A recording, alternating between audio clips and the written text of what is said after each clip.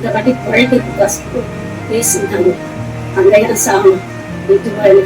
Night 10 மணிக்கு discharge ஆகி வீட்டுக்கு வந்தேன்.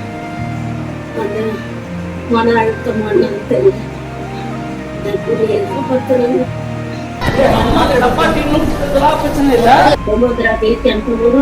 எனக்கு கேன்சர்னு சொல்லியிருக்காங்க. ஸ்கேன் எடுக்கணும். அந்த ஸ்கேன் எடுக்கணும். அந்த ஸ்கேனுக்கு வாங்கி கூட பார்க்க மாட்டாங்க.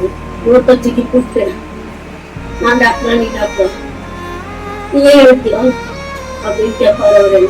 நான் வேற எதுவுமே பேசணும். அதுக்கப்புறமா ரொம்ப என்னால முடியாம போயிடுச்சு. ஒரு விஷயங்க என்னால முடியாம இருந்துச்சு. ஒரு 45 நாள் கலைஞர் ஹாஸ்பிட்டல் அட்மிட் ஆகி ஒரு ட்ரீட்மெண்ட்டும் எனக்கு சரியில்லை. கேட்டதுக்கு இங்க நுழைவு டாக்டர் இல்லை. 5 வரைக்கும் எனக்கு தொடலை. அவங்களுக்குள்ளே போட்டுக்கிறாங்க.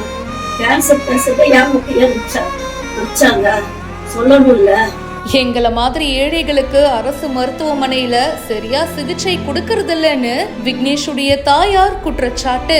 மருத்துவரை கத்தியால குத்துன விக்னேஷுடைய தாயார் கண்ணீர் மல்க பேட்டி கொடுத்திருக்காங்க.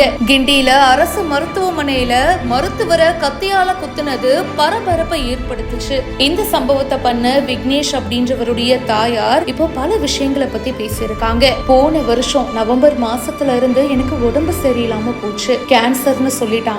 அதுக்கப்புறமா அடையார் கேன்சர் இன்ஸ்டிடியூட்ல எனக்கு ட்ரீட்மெண்ட் போச்சு. அதுக்கப்புறமா கிண்டி அரசு மருத்துவமனைக்கு சிகிச்சைக்காக வந்தேன். மருத்துவர் சிகிச்சை கொடுத்தாரு. அங்கு போடப்பட்ட 4 ஊசிகள்ல உடல் மறுபடியும் அதிகமா பலவீனம் அடைஞ்சது. பரிசோதனை செஞ்சதுல நுரையீரல் பாதிக்கப்பட்டிருக்கு அப்படின்னு சொன்னாங்க. மருத்துவர் பாலாஜி கிட்ட கேட்டப்போ அவர் தகாத வார்த்தையில பேசி நீ மருத்துவரா இல்ல நான் மருத்துவரா அப்படின்னு கோபத்தோட பேசுவாரு. நான் படுற எல்லா கஷ்டங்களையும் வேதனைகளையும் என்னுடைய மகன் பார்த்தான். ஏழைங்களுக்கு சரியான ட்ரீட்மெண்ட் அரசு மருத்துவமனையில கிடைக்கிறது இல்ல. இதெல்லாம் பார்த்து விக்னேஷ் விரக்தி அடைஞ்சாரு. அவருக்கும் உடம்பு சரியில்லைன்னு விக்னேஷுடைய தாயார் கண்ணீரோட பேட்டி கொடுத்திருக்காங்க. இத பத்தி உங்களுடைய கருத்துக்களை ஷேர் பண்ணுங்க. இப்பவே ஃபாலோ பண்ணுங்க.